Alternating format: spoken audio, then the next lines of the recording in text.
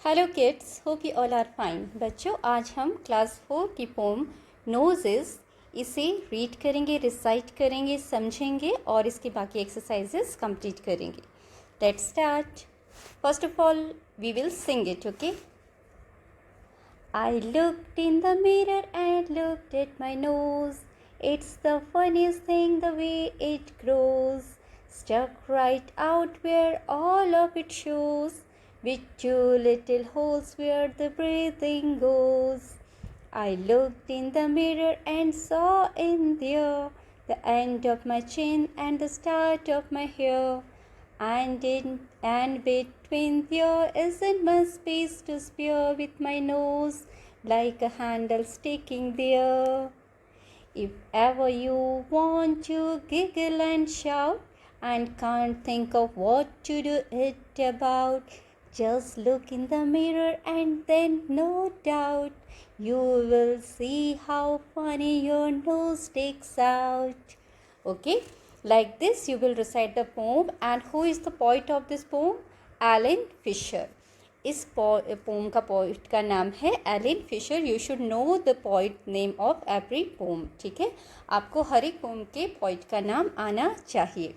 तो चलिए, इस पोम में एक छोटी बच्ची है जो आपकी तरह है और वो अपनी नोज़ को देखती है मिरर में। जब भी वो देखती है उसका ध्यान अपनी नोज़ की तरफ जाता है। वो अपनी नोज़ को देखती है और वो अपनी नोज़ को देखकर क्या क्या सोचती है उसके बारे में, that is about in this poem. ठीक है, let's start. The child says, I looked in the mirror and looked at my nose. जब भी मैं मिरर में देखती हूँ और अपनी नाक को देखती हूँ वहाँ पर, it is the funniest thing the way it grows. और जिस तरीके से ये ग्रो हुई है, वहाँ पर लगी हुई है नाक हमारे फेस पर, वो बड़ा ही फ़नी है। फनीस्ट मतलब क्या होता है? सबसे ज़्यादा मज़ेदार, जिसको देखकर हमें बहुत हंसी आती है, दैट इज़ फनीस्ट, मज़ेदार। तो बच्ची बोलती है कि जब भी मैं मिरर में देखती हूँ और अपनी नाक को देखती हूँ तो मुझे ये बड़ा मज़ेदार लगता है, जिस तरीके से नाक हमारे फेस पर लगी हुई है। वो क्यों? The way it grows stuck right out where all of it shows। और ये वहाँ हमारे फेस पर इस तरीके से चिपकी हुई है। stuck means चिपकना, ठीक है। stick is present tense, stuck is past tense of stick। तो ये इस तरीके से हमारी फेस पर चिपकी हुई है, जहाँ से ये आराम से दिखाई देती है, where all of it shows। ठीक है, ये आराम से बाहर की तरफ है हमारी नोज़। अब देखो बच्चों, आपके फेस में जो भी पार्ट्स हैं, your eyes, lips, isn't it, वो आपके एकदम फेस पर चिपके हुए रहते हैं। ठीक है, फेस पर ही है, स्टिक है, मतलब उभरे हुए नहीं हैं, लेकिन जो नोज़ है वो बाहर की तरफ उभरी हुई है, तो वो आराम से सभी को दिखाई देती है। With two little holes where the breathing goes. और इसमें क्या होते हैं हमारी नोज़ में? सब देखो, नीचे दो नॉस्ट्रल्स होते हैं, होल्स होते हैं, तो वहाँ से क्या होता है? हम सांस लेते हैं। तो बच्ची बोलती है, जिस तरीके से ये नाक हमारे फेस पर ग्रो हुई है, बाहर की तरफ निकली हुई है और इस पर दो होल्स हैं सांस लेने के लिए, इसको देखकर मुझे बड़ा ही फ़नी लगता है। हमारी नाक हमें बड़ी ही फ़नी लगती है। ठीक है, now come to next paragraph. I looked in the mirror. मैं मिरर में देखती हूँ। मिरर मीन्स आईना, शीशा जिसे आप बोलते हो। आप कोम करते हो सामने मिरर देखकर, दैट इज़ आईना। I looked in the mirror and saw in there। और जब मैं मिरर में देखती हूँ, मैं वहाँ क्या देखती हूँ? The end of my chin and the start of my hair। अपने चिन का एंड और हेयर का स्टार्ट पॉइंट, मतलब बच्चे का चिन कहाँ है? यहाँ पर एंड है, और स्टार्ट ऑफ माई हेयर, यहाँ से बाल शुरू हैं। तो ये जो पूरा पोर्शन देखती है यहाँ से लेके यहाँ तक, ठीक है। बच्चे इसके बारे में बात कर रही है कि मैं इसको देखती हूँ तो क्या होता है? बिटवीन मतलब बीच में, इसके बीच में वो देखती है। Isn't much space to spare with my nose like a handle sticking there। मतलब वहाँ ज़्यादा स्पेस नहीं है, जगह नहीं है, इस पोर्शन में ज़्यादा जगह नहीं है। टू स्पेयर, स्पेयर मीन्स फालतू, एक्स्ट्रा है ना, अतिरिक्त, एक्स्ट्रा जगह वहाँ बिल्कुल भी नहीं है जहाँ पर कि इतनी बड़ी नोज़ को लगा सके। नोज़ की वहाँ ज़रूरत नहीं है, ठीक है। मतलब वहाँ थोड़ा सा स्पेस है जिस पर ये नोज़ लगी हुई है। और किस तरीके से लगी हुई है? एक हैंडल की तरह है। हैंडल होता है किसी भी चीज़ का हैंडल, आप कप देखते हैं, ठीक है, उस पर क्या लगा रहता है, हैंडल लगा रहता है इस तरीके से। तो उसे लगता है कि जो ये नोज़ है वो भी एक हैंडल की तरह दिखाई देता है जो कि हमारे फेस पर चिपकी हुई है, इसीलिए उसको वो बड़ा फनी लगता है। If ever you want to giggle and shout, फिर बच्चा बोलता है, ये बच्ची बोलती है, कभी आपका मन करे गिगलिंग करने का, मतलब हंसना खिलखिलाने का मन करे, या फिर शाउट करने का मन करे, या चिल्लाने का मन करे, and can't think of what to do it about, और आपको ये समझ में ना आए कि इसके लिए क्या करें, मतलब हंसना है, खिलखिलाना है, चिल्लाना है, लेकिन ऐसा क्या करूं, तो आपने क्या करना है, just look in the mirror, केवल अपने मिरर में देखो, एंड देन नो डाउट, अब कोई डाउट नहीं है, you will see how funny your nose sticks out, तब आप देखोगे मिरर में, जब भी आप देखोगे आप भी ये देखोगे कि आपकी नाक किस तरीके से लगी हुई है, बाहर की तरफ निकली हुई है, और उसे देखकर आपको अपने आप हंसी आ जाएगी, आप हंसते रहोगे, ठीक है। तो इस तरीके से ये पोम थी, hope you liked it. Now come to question answer of this poem. Why does the poet feel that the nose is a funny thing? आपको क्यों लगता है कि why does the poet feel, जो poet है, या इसमें poet कौन है, जो बच्ची है, ठीक है, उसको एक poet समझा है, उसे ये nose funny क्यों लगती है, क्यों लगती है बच्चों, क्योंकि उससे लगता है कि ये नोज़ क्या है, एक हैंडल की तरह स्टक है हमारे फेस पर, जिस पर 2 होल्स हैं।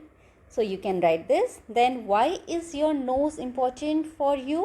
आपकी नाक आपके लिए क्यों important है? Yes, we breathe with our nose, so it helps us in breathing. Okay, then third, does the child in the poem like her nose? Why do you think so? आपको क्या लगता है कि जो पोम में जो बच्ची है उसको अपनी नाक पसंद है?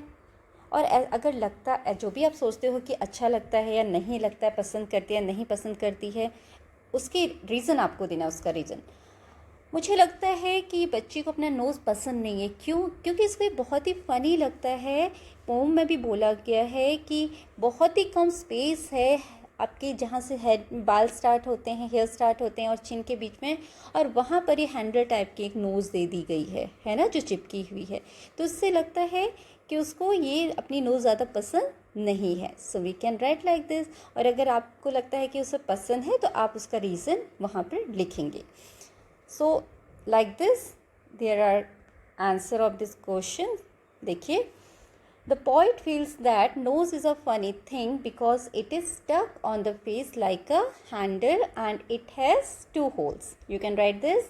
Second, it is important to us because it helps us to breathe. ये हमें सांस लेने में हेल्प करती है, इसलिए ये important है. Third, no, because she thinks it is a funniest thing. उसको लगता है कि बहुत ही funny चीज़ है. Okay. Now write like this. You can write your answer. Let's talk. What is here? First question, describe a few funny things you have seen. Do they make you laugh? आपने अपने friend के साथ मिलकर या class में कुछ discussion करना है किन चीज़ों के बारे में, फ़नी थिंग्स जिनको देखकर हमें हंसी आती है। आप बच्चे बहुत सारे कार्टून्स देखते होंगे, आपके फेवरेट कार्टून्स या मूवीज़ होती होंगी या कार्टून कैरेक्टर्स होते होंगे जिनको देखकर आपकी हंसी आती है, जैसे कि टॉम एंड जेरी। अगर आप कार्टून देखो कितनी हंसी आती है उनको देखकर। और छोटे पप्स के या किटन्स के आप वीडियोस देखते हो, मंकीज़ के वीडियोस देखते हो, तो कितने फ़नी फ़नी वीडियोस होते हैं ना। तो वो आप अपने फ्रेंड्स के साथ शेयर कर सकते हो कि आपने क्या देखा और आपको उसमें हंसी आई कि नहीं आई। ठीक है। Second question, what does features mean? Features क्या होते हैं? Look up the dictionary. What are the different kind of features of people we come across in the world, discuss. अब बच्चों देखो, आपने वर्ड फीचर्स सुना होगा। फीचर्स क्या होते हैं? हमारे फेस पर जो हमारे पार्ट्स हैं, बॉडी पार्ट्स हैं फेस के ऊपर, वो किस तरीके के हैं, कैसे हैं। जैसे कि आपकी आइज़ कैसी हैं, नोज़ कैसे है, लिप्स कैसी हैं, chin, ear and your cheeks, all these are called features. जैसे कि आप अपने आसपास अपने फ्रेंड्स को देखो, किसी की आइज़ ब्राउन होंगी, ब्लैक होंगी, किसी की ग्रे भी होंगी, ब्लू भी आइज़ होती हैं किसी किसी की, इज़न्ट इट। किसी की नोज़ मोटी होती है, थिक है ना, ब्रॉड नोज़ होती है, किसी की लॉन्ग नोज़ होती है। देखो अपने फ्रेंड्स के फेसेस देखो, सब आपको डिफरेंट डिफरेंट तरीके के लगेंगे। किसी की चिन डबल चिन होती है, चिन के बीच में ऐसे निशान होता है, इज़न्ट इट? किसी के चीक्स बड़े प्लम्पी होते हैं, मोटे मोटे गाल, है ना। और किसी की क्या होती हैं, आई लैशेस लंबी लंबी होती हैं, बिग आई लैशेस। आँखें बड़ी बड़ी होती हैं, किसी की स्मॉल आइज़ होती है, किसी के छोटे कान, बड़े कान, किसी के हेयर्स बाल स्ट्रेट, किसी के कर्ली, किसी के सिल्की। तो ये जो भी चीज़ें होती हैं आपके फेस पर, आपके बॉडी पार्ट्स में जिस तरीके के हैं, हम इनको फीचर्स बोलते हैं, ठीक है। तो आप अपने फ्रेंड्स के फीचर्स देखेंगे कि किसके फीचर्स कैसे कैसे हैं। Now comes to next exercise.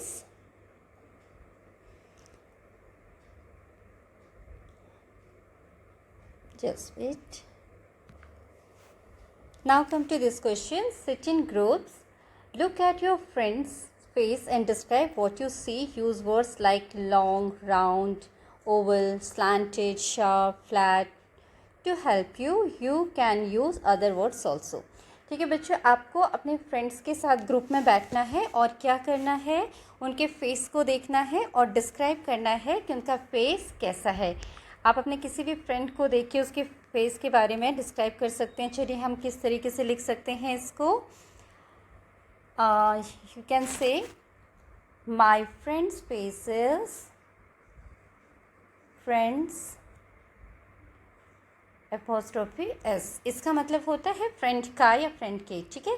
Friends face is round, मेरे फ्रेंड का फेस कैसा है, गोल है।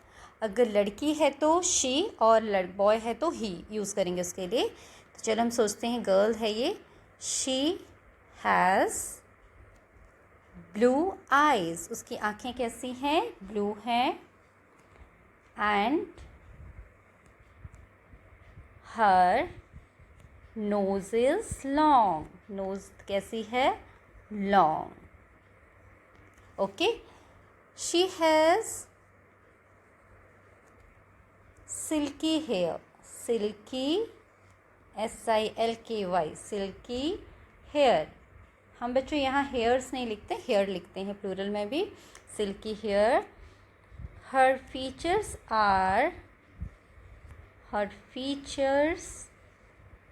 आर शार्प, उसकी शार्प फीचर्स हैं। इसका मतलब है कि बहुत ही नैन नक्श बहुत तेज़ है, मतलब अच्छे से आपको उभरे हुए दिखाई देते हैं, ठीक है।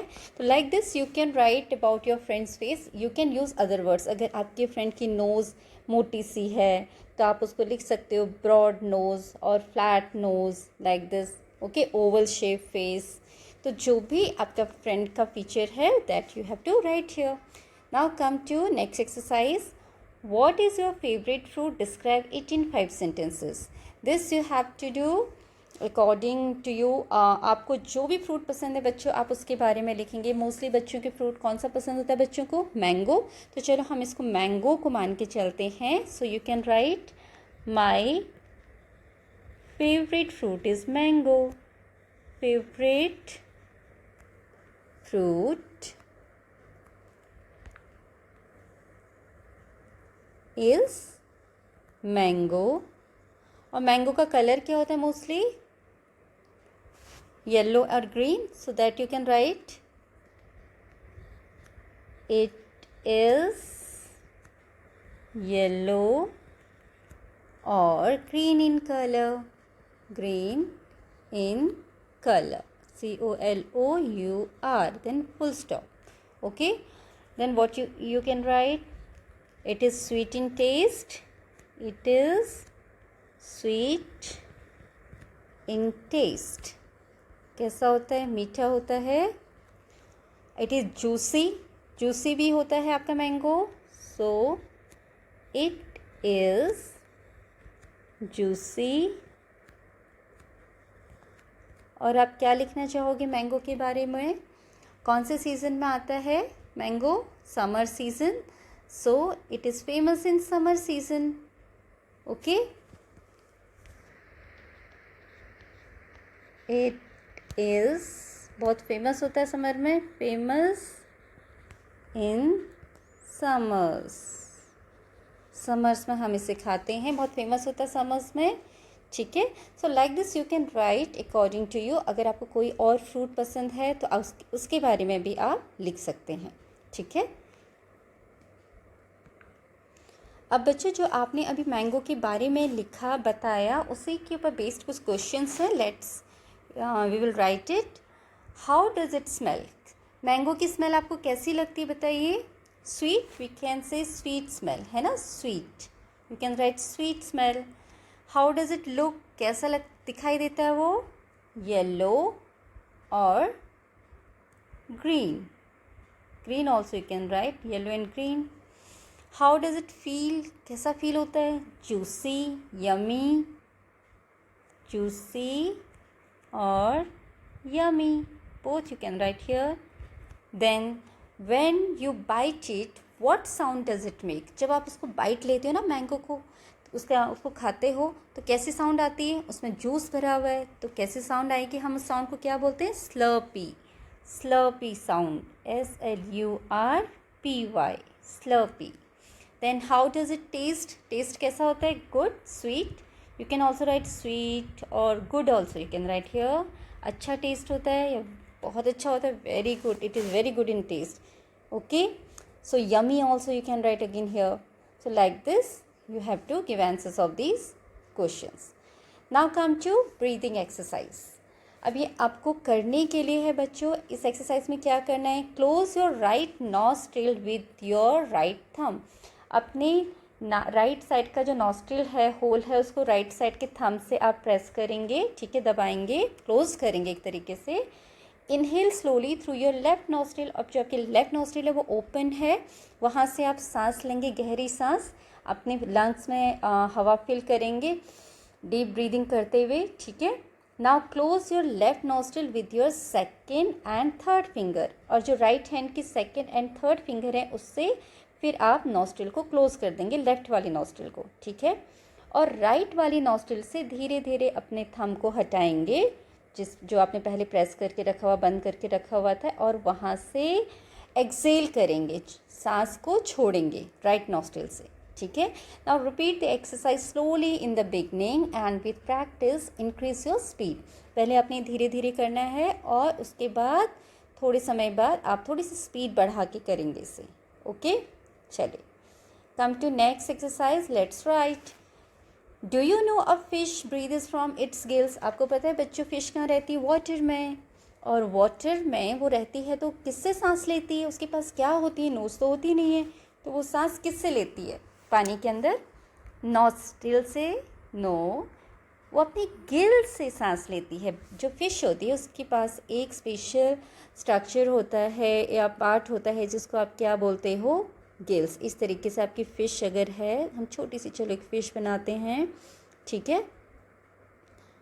यहाँ पर ये आपकी फ़िश, इस तरीके से स्केल्स होते हैं फ़िश के।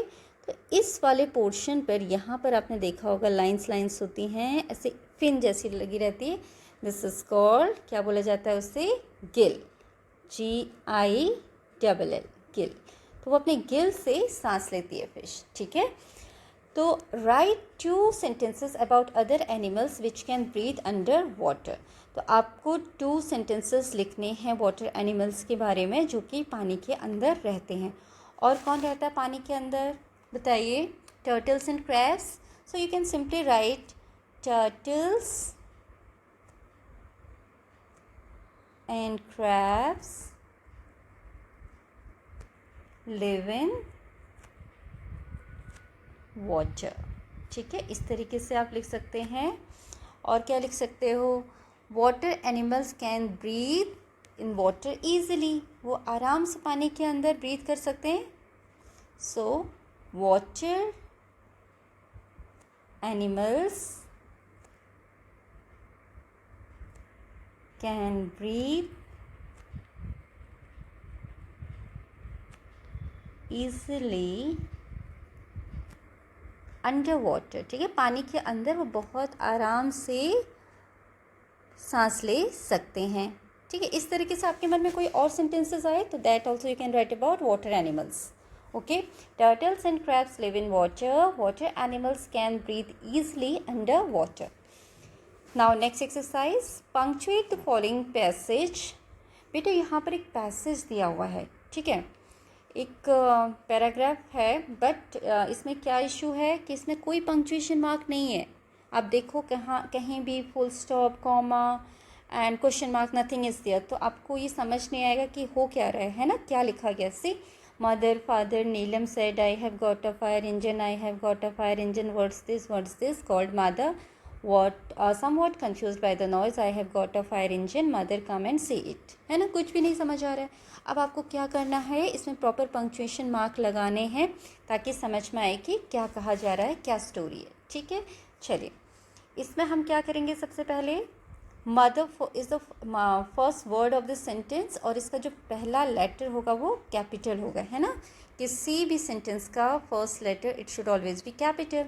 तो मदर फादर नीलम सेड, तो नीलम ने कहा, तो नीलम ने कहा मदर फादर, तो किसी के द्वारा कही हुई बात होती है हम उनको इन्वर्टेड कॉमास में बंद करते हैं ना, mother father inverted comma close, then Neelam said, said के बाद एक, नीलम किसी का नाम है तो कैपिटल लेटर्स में एन लिखेंगे हम, ओके। देन नीलम सेड के बाद comma, I have, I capital, I have got a fire engine, अभी नीलम बात बोल रही है, आई have got a fire engine, I have got अ, इसकी जगह हम क्या लिखेंगे, I have, this is apostrophe V E, ये शॉर्ट फॉर्म है आई हैव का, ठीक है। आई have got a fire engine, I have got a fire engine, तो ये आश्चर्यचकित होकर मतलब एक्साइटमेंट में बोल रही है कि मुझे एक फायर इंजन मिला है, तो ये बात नीलम बोल रही, तो इसको भी अगेन हम इन्वर्टेड कॉमास में डालेंगे, आई have got a fire engine exclamation mark, I have got a fire engine again exclamation here in exclamation mark and inverted commas को हम क्लोज कर देंगे, ठीक है।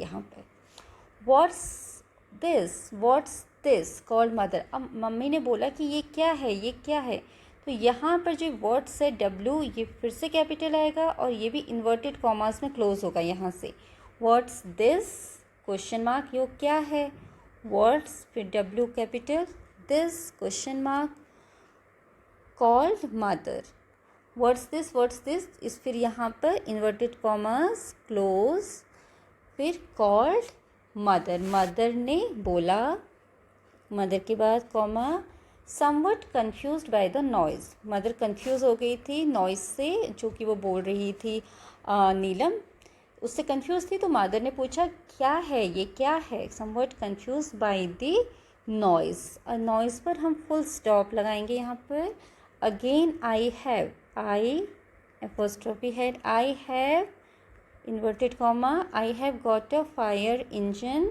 ओके, फिर से उसने बोला आई have got a fire engine mother, okay, come and see it, आप यहाँ पर कर सकते हैं इसको full stop, mother come and see it, आइए और देखिए, ठीक है, यहाँ पर inverted comma close, I have got a fire engine mother come and see it, आप ऐसे भी लिख सकते हैं आई have got a fire engine mother come and see it, like this also you can right. तो बेटा इस तरीके से आप एक्सक्लेमेशन मार्क कंप्लीट करेंगे, ठीक है। वंस अगेन देख लें, mother father Neelam said I have got a fire engine, I have got a fire engine, what's this called mother, somewhat confused by the noise, I have got a fire engine mother, come and see it, okay। तो इस तरीके से हम अपनी ये exercise complete करेंगे। Now using a red pencil choose and circle the things whose smell you like, now with a blue pencil circle the things whose smell you do not like, make 5 sentences like this, I like or do not like the smell of this particular thing, you have to write the name because it reminds me of dash।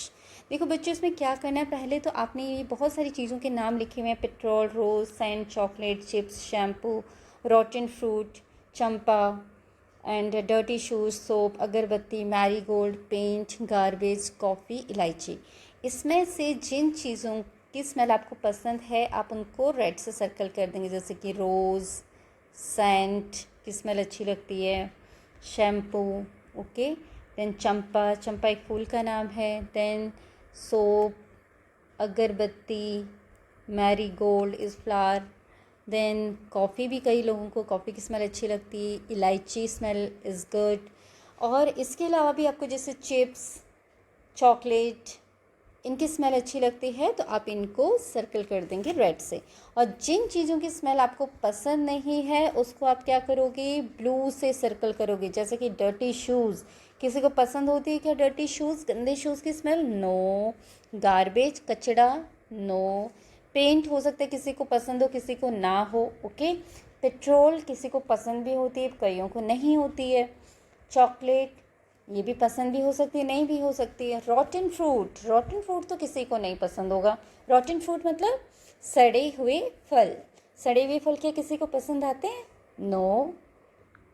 ठीक है, तो बच्चों इस तरीके से आप इनको circle करेंगे और उसके बाद आपको सेंटेंसेस लिखने हैं कि अगर आपको कोई चीज़ पसंद है तो क्यों है, और कोई चीज़ पसंद नहीं है तो क्यों नहीं है।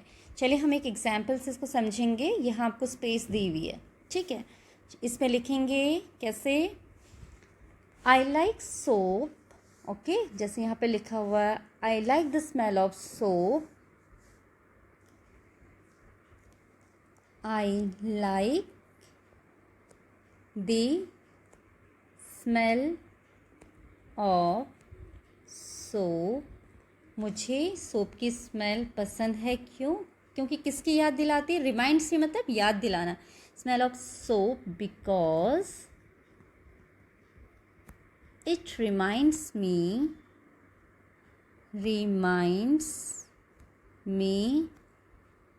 of a beautiful flower,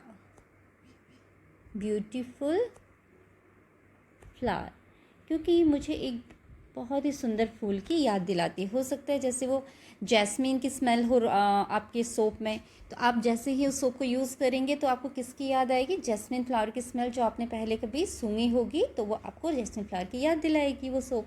तो इस तरीके से आप इसको कंप्लीट करेंगे। अगर आपको कोई चीज़ नहीं पसंद तो आप कैसे लिखोगे? I do not like the smell of, क्या लिख सकते हो आप? शूज़ था आपका, करेक्ट। डर्टी शूज़ तो किसी को नहीं पसंद, तो आप क्या लिख सकते हो? Do not like the smell of dirty shoes because